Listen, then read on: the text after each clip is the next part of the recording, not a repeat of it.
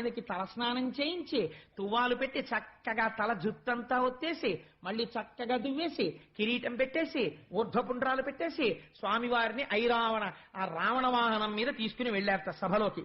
తీసుకెళితే కేశవాయంచును కీరముల్ పలుక, నారాయణాయంచు నమళులు పలుక, మాధవాయంచును మధుపముల్ పలుక, గోవిందయనచును కోయిలల్ పలుక, తైతక్క ధిమితక్క తద్ధిమితకిట జండుతక జండుత ఎటంచు అచ్చరి విరి బోనులాడి పాడంగా, ముత్తైదువలు శేషముత్యాలు చల్లగా వెంచేయు జలదవర్ణునకు, అగ్రంబునన్ వేద ఆమ్నాయ ఘోష వెనుక మంత్రధ్వని వినువీధి ముట్టే.